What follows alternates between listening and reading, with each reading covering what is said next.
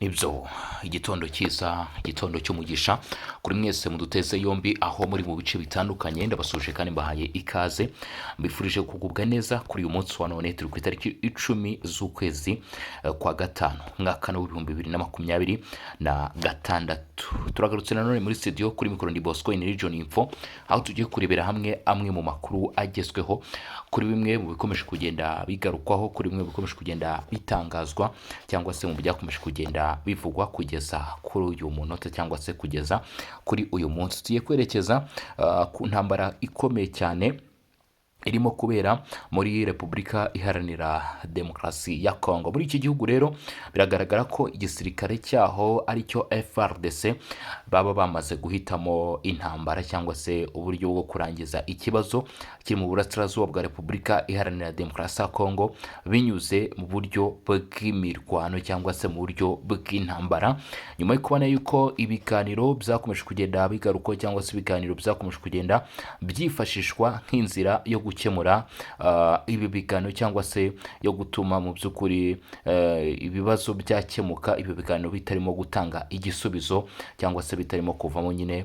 umwanzuro uhesha amahirwe uburasirazuba bwa Repubulika Demokarasi ya Kongo kugumana umutekano. Kuri ubu rero mu bigaragara igisirikare cya leta ya Kongo FARDC ndetse by'umwihariko ishami ryacyo rirwanira mu kirere Air Force bamaze kwerura ndetse bagaragaza cyangwa se berekana yuko gahunda ihari ari ukuba mu by'ukuri barangiza benshi mu bayobozi b'umutwe witwaje intwaro 23. Ntabwo ndibuze kuvuga ngo bamwe mu bayobozi b'umutwe witwaje intwaro 23, ahubwo ni benshi mu bayobozi b'uyu mutwe, kubera yuko amakuru aherutse kujya ahagaragara muri kilometero nkeya cyane zitageze kuri 15 muri Masisi ndetse na Nyiragongo, aho hakekwaga hose ko ari abayobozi b'umutwe twaje ngo 23 hagabwe ibitero.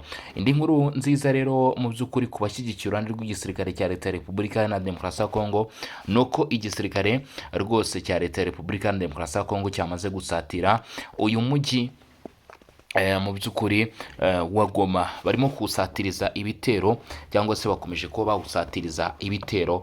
Ibyo byose tugiye kuba twabigarukaho, ibyo byose tugiye kuba twabiva imuzi n'imuzingo. Ese AFC 23 ifite ubushobozi buhagije bwo guhangana n'ibi bitero by'igisirikare cyangwa se bya Air Force ya FARDC mu by'ukuri, cyangwa se bafite ubushobozi bwo kubyirinda, kubasha kubyirinda ko bitabagiraho ingaruka? Turibaza se FARDC yo yatangije ibitero byo mu kirere, yo ifite ubushobozi bwo guhangana mu by'ukuri n'abarwanyi ba AFC 23 yifashishije Air Force cyangwa se yifashishije igisirikare kirwanira mu kirere, ikabasha kuba yatsinda aba barwanyi b'umutwe twaje intwaro 23?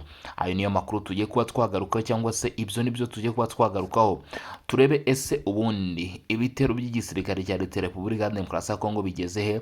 Iki gisirikare cya leta ya Repubulika ya Demokarasi ya Kongo kigeze hehe mu by'ukuri kibohora iyi Repubulika ya Demokarasi ya Kongo, nk'uko abashyigikiye nyine uru ruhande bakomeje kugenda babigarukaho cyangwa se bagiye bakomeza kugenda babitangaza wa muntu we.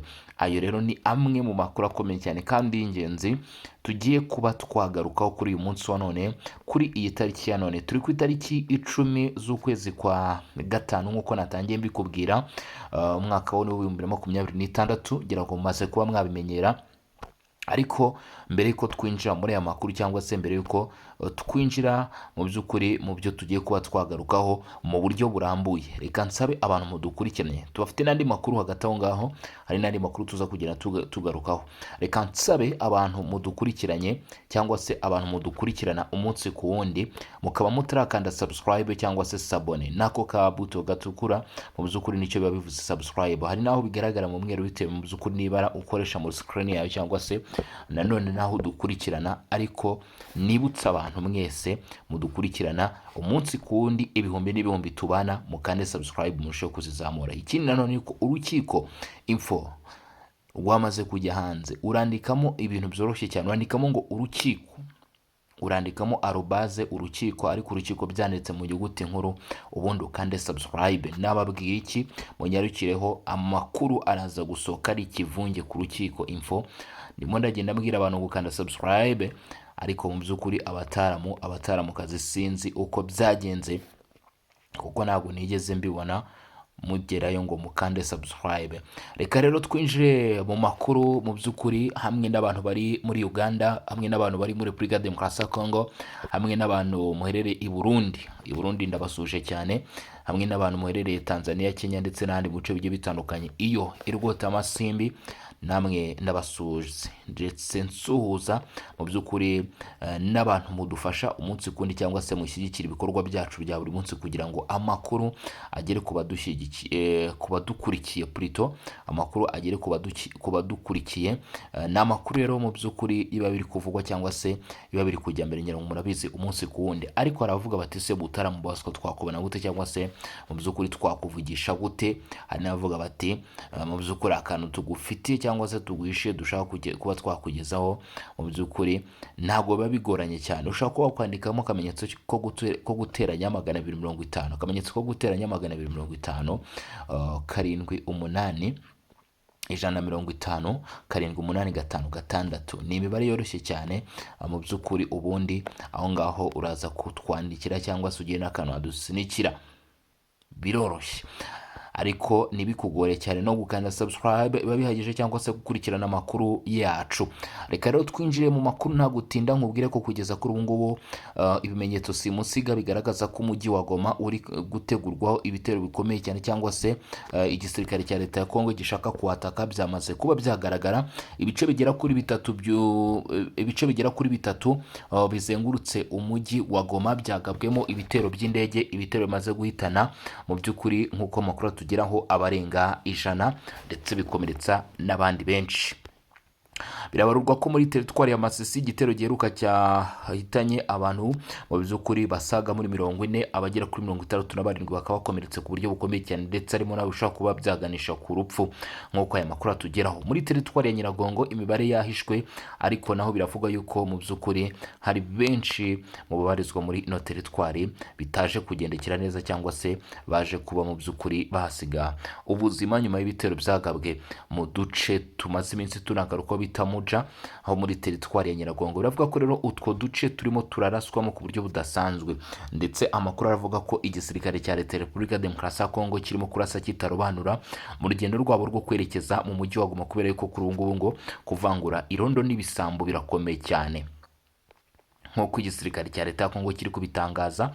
Amakuru aravuga yuko, cyangwa se amakuru atugera aratangaza yuko ngo igisirikare cya leta ya Kongo kirimo kurasa mu by'ukuri muri imwe mu myanya n'abarwanyi ba F23 bari kugenda bahungiramo. Aho ibingibi rero abenshi bavuga bati ntabwo ari byo, ahubwo igisirikare cya leta ya Kongo kiri gukoresha trike yo kurimbura. Nimvuga ngo kurimbura wumva ikintu cyose, ikinyabuzima cyose kiri ahari umutwe wa F23 mu by'ukuri aharashwe cyaje kuraswa. Ibi byakomeje kugenda bigaragara, cyangwa se byagiye bigaragara mu duce tumwe na tumwe twakomeje kugenda twumvikanamo ukurasana hagati y'abarwanya ba F23 n'uruhande rw'igisirikare cya leta ya Repubulika Iharanira Demokarasi ya Kongo. Ari amakuru agaragaza yuko kuri ubu ngubu intambara cyangwa se ibitero bikomeye cyane by'igisirikare cya leta ya Repubulika Iharanira Demokarasi ya Kongo kuri inshuro biri kugenda biba, cyangwa se byakomeje kugenda mu by'ukuri bigaragara yuko biri kwibasira imyanya yegereye imijyi niyo mu by'ukuri nk'uko bigaragara, cyangwa se nk'uko byagaragajwe, niyo myanya yakomeje kugenda igabwaho ibitero. Umujyi wa Goma ni uwa mbere, ariko kugeza uyu munsi nubwo hari umujyi wa Bukavu abenshi bagenda bavuga bati uyu mujyi gutya na gutya, nta bitero bikangaranye nk'ibiri kuba mu by'ukuri mu mujyi wa Goma. Hari abenshi bagiye bavuga bati Bukavu igiye gufatwa mbere ya Goma, ariko mu bigaragara dukurikije ibimenyetso simusiga bihari, ntabwo Bukavu yaba iri bufatwe mbere ya Goma ngo bimeze gutya, ahubwo biragaragara yuko kugeza kuri ubu ngubu mu by'ukuri mu kuri guhari biragaragara yuko ahubwo rwose Goma igomba gufatwa mbere ya Bukavu hakurikijwe ibimenyetso igisirikare cyo mu kirere cya Repubulika Iharanira Demokarasi ya Kongo gikomeje kugenda kigaragaza, cyangwa se cyerekana hano kuri front line, cyangwa se ku mirongo y'imbere ku rugamba. Hari amahirwe menshi cyane yuko kugeza kuri ubu ngubu mu by'ukuri aba basirikare ba leta ya Congo bashobora kuba mu by'ukuri bagiye kubyungukiramo, ubwo ndavuga FRDC bashobora kuba bagiye kubyungukiramo rwose, kubera yuko kuri ubu ngubu ntabwo hakomeje kwifashishwa ibitero bya drone byaza kurushaho kugorana cyane ko AFC 23 nyine ibasha guhitana umubare mwinshi ku gisirikare cya leta ya Repubulika ya Demokarasi ya Kongo, ahubwo wasanga barimo kugenda babihomberamo, kuko amakuru avuga yuko mu bitero byagiye bigabwa hari hagambiriwe n'ibikoresho by'izi nyeshyamba za 23 ndetse naho zari zirimo zigenda zica nyine kugira ngo zimwe mu nzira zigende zifungwa. Kuri ubu ngubu abarwanyi ba AFC 23 gukora diploma militaire cyangwa se ko bakora ingendo ziva cyangwa se zijya mu mujyi wa Goma muri bice bya teritwari ya Masisi biragoranye cyane. Ubwo navuga ku muhanda Goma Kicanga, kubera yuko ariko gace kabanje no kumvikana n'ibitero bwa mbere ku nshuro ya mbere FARDC yarashe Goma Kicanga, niho iki gisirikare cya leta ya Repubulika Iharanira Demokarasi ya Kongo cyabashije kurasa gikoresheje drones kigerageza kwihanangiriza cyangwa se mu by'ukuri kurasa aba barwanyi b'umutwe witwaje intwaro wa M23. AFC 23 ni ikiri gusubiza kuri ibi bitero. AFC 23 mu by'ukuri yagaragaje ko idafite ubushobozi kugeza uyu munsi kurasa ku myanya ya nuza ya FARDC. Kongera murabizi ko bigeze babigaragaza ku kibuga cya Bangboka ntibyabahira. Ikoranabuhanga rya FARDC ryari ririyo ribasha gutangira ibyo bitero bya FARDC bya M23 byari bigabwe muri uto duce, ntibyabasha kugera ku musaruro, ariko bari babigerageje nubwo bitabashije kuba byagera ku ntsinzi, ariko izi nyeshyamba z'umutwe wa M23 zari zabashije kuba zagerageza kugaba ibyo bitero, ariko bibasha guhagarikwa cyangwa se biza guhagarikwa n'uruhande rw'igisirikare cya leta ya Kongo. Biravugwa ko kugeza kuri ubu ngubu igisirikare cya leta ya Kongo FARDC kirimo kiragenda gikorana cyangwa se mu bo bari gukorana harimo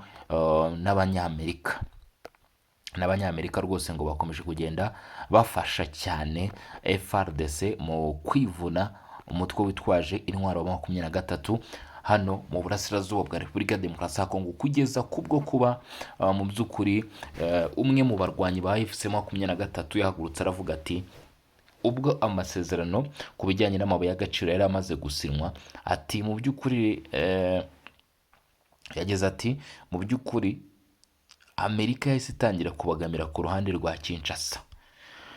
Ibyo ngibyo ni byavuzwe n'abarwanyi ba AFC 23. Andi makuru akomeye cyane aravuga yuko guhera ku munsi w'ejo byari ku itariki 9 mu masaha mu gitondo ku isaha y'isamo yango habaye imirwano ikomeye cyane muri teritwari ya Mwenga. Aha ni muri Kivu y'Amajyepfo. Iyi mirwano yabaye muri teritwari ya Mwenga rero yahuzaga Wazalendo ndetse n'abarwanyi ba AFC 23 cyangwa se inyeshyamba z'umutwe wa AFC 23 abarebaza. Ngo biravuga ko byabereye muri groupement ya Kigogo.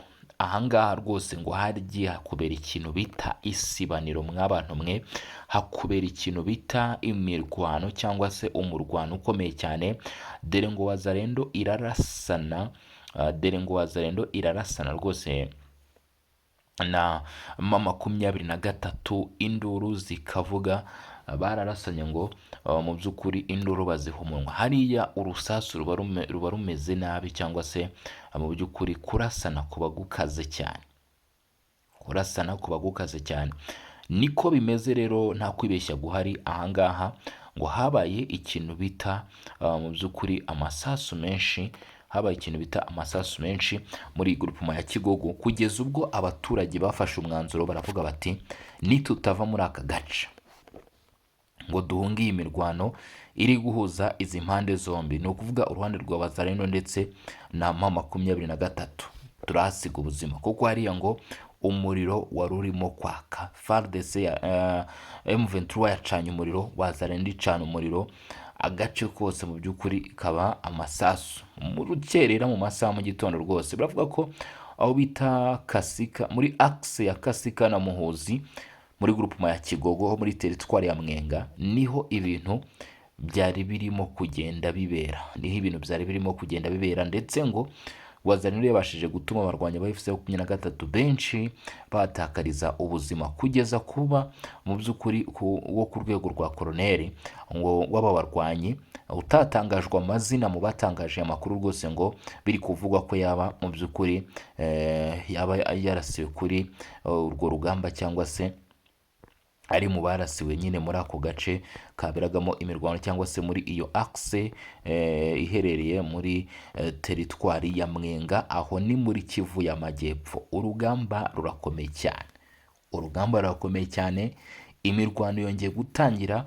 Uve kuri bya bindi mu by'ukuri byagiye biba mu minsi yashize, imirwano yongeye gutangira bundi bushya, imirwano yongeye gutangira bundi bushya, urugamba rwabashije kongera gutangira bundi bushya, aho bigeze biragaragara yuko mu by'ukuri iki ari igihe cy'imirwano cyongeye kuba cyagaruka, ndetse ariko imirwano yongera kugaruka noneho mu by'ukuri mu yindi shusho, kuko yagarutse FARDC iri kwataka abarwanyi ba FC23 bibabanye n'ibyagiye biba mu minsi yashize, ubwo wabonaga ko imirwano yajyaga iba, ahubwo mu by'ukuri cyangwa se mu kuri ikaba ari uko bigaragara yuko mu kuri M23 ubwo ariyo iri kwataka FARDC ndetse igerageza kwigarura ibice, ikaba yaranageragezaga kuba mu by'ukuri yafata uduce tugiye dutandukanye, ariko kuri ubu ngubu mu makuru ahari cyangwa se mu bikomeje kugenda bigaragara, ntabwo noneho bikiri kuri ya level, ahubwo biragaragara yuko cyangwa se ukuri kumaze kugaragara nuko mu by'ukuri FARDC ariyo ikomeje kuba yakwataka abarwanyi ba FC23. Cyakoze mu minsi ishize byari byagaragaye yuko mu by'ukuri byari byagaragaye ko FARDC yasaga naho iteguza imirwano nk'iyi ngiyi ikomeye cyane, cyangwa se urugamba nkuru nguru rukomeye cyane, kubera yuko Tshisekedi nawe yaravuze ati ibiganiro ndabona bitari buze gukemura ibibazo, cyangwa se bitari buze kuba igisubizo cy'iyi mirwano turimo, cyangwa se cy'intambara turimo hano mu burasirazuba bwa Repubulika ya Demokarasi ya Kongo. Nubwo yatangaje aya makuru, ariko mu by'ukuri abenshi baravuze bati nubwo bimeze gutyo, mu by'ukuri hari igisubizo cyo kuba ibiganiro byakemura ibibazo, ariko ntabwo nyine byabashije kuba byakunda nk'uko amakuru arushaho kugenda bigaragaza. Utwo duce rero two muri Kivu y'Amajyaruguru dukomeje kuberamo isibaniro, cyangwa se dukomeje kuba twaberamo imirwano iteje akaga gakomeye cyane, cyangwa se navuga ko ari imirwano itoroshye. Mu yandi makuru cyangwa se mu bindi bikomeje kuba byatangazwa, reka tunyarukire ku makuru ari kuvugwa mu by'ukuri na Human Rights Watch yavuze ku rupfu rw'umwe mu bagabo baherutse ruherutse kumenyekana cyane ku byabereye rero mu Rwanda. Reka twumve icyo mu by'ukuri Human Rights Watch yavuze isaba leta y'u Rwanda, ngo leta y'u Rwanda ifite umutwaro wo kwerekana uko Karasira atishwe. Iyi ni Human Rights Watch. Igitangazamakuru BBC Gahuza kiravuga yuko ngo ikigo Human Rights Watch cyasabye abategetsi b'u Rwanda ko hakorwa iperereza ryigenga kandi ririmo umucyo ku rupfu rwa Aimable Karasira rwatangajwe ejo ko yapfuye mu gihe yari yitezwe gusohoka muri gereza ya Kigali. Human Rights Watch ivuga ko leta y'u Rwanda ifite amateka mu guhunga inshingano zayo zo kureka hagakorwa iperereza ryigenga kandi ririmo umucyo ku mpfu z'abantu bafunze n'abandi bazwi cyane mu kutavuga rumwe nayo. Leta y'u Rwanda ntacyo iravuga ku itangazo rya Human Rights Watch. Urwego rw'u Rwanda rushinzwe amagereza kuwa kane rwatangaje ko Karasira yapfuye nyuma yo gufatwa anywa imiti irengeje igipimo ku yo yari asanzwe afata ku munsi yari agiye gusohokaho muri gereza. Itangazo ry'urwego ryavuze kandi ko hategerejwe raporo y'abaganga ivuga impamvu yateye urupfu rwe. Ibivugwa n'urwego rw'amagereza byumvikanisha ko Karasira yaba yariyahuye. Kwiyahura ni ibintu yigeze kuvuga ko ashobora gukora mu biganiro yatanze mu myaka yashize mbere y'uko afungwa. Gusa haracyari ibibazo byinshi ku rupfu rw'uyu mugabo w'imyaka 48 mbere yo gufungurwa. Wumvikanye anenga ubutegetsi bwa FPR Inkotanyi mu biganiro kuri YouTube yafunzwe mu 2021. Umwaka ushize yahamijwe icyaha kimwe cyo gukwirakwiza amacakubiri. Yari agiye kurekurwa arangije igihano cy'imyaka 5 yakatiwe umwaka ushize. Human Rights Watch ivuga ko Karasira yiyongereye ku rutonde rw'impfu zidasobanutse z'abanenga ubutegetsi, ikavuga ko kuba leta yarananiwe gutanga ubutabera kuri izo mfungwa bitanga ubutumwa buteye ubwoba. Inyandiko nshya Human Rights Watch isubiramo Clementine de Montaye, umushakashatsi mukuru muri icyo kigo, aho avuga ati hari impamvu nyinshi zo kwibaza ibyabaye ku rupfu rwa Aimable Karasira muri gereza. Yongera ati leta ifite umutwaro wo kwerekana uko Karasira atishwe kandi abafatanyabikorwa b'u Rwanda bakwiye kubirebera hafi. Human Rights Watch ivuga ko urupfu rwa Karasira rwibutsa urwa Kizito Mihigo wapfuye mu 2020 aho yari afungiye kuri sitasiyo ya polisi mu mujyi wa Kigali nyuma y'iminsi mike atawe muri yombi agerageza guhunga igihugu. Human Rights Watch ivuga ko mbere y'urupfu rwe Kizito yari yarabwiye ko arimo gutotezwa kandi afite ubwoba ko hari abantu bakorera leta bashobora kumwica. Aya ngo ni amagambo yari yatangaje.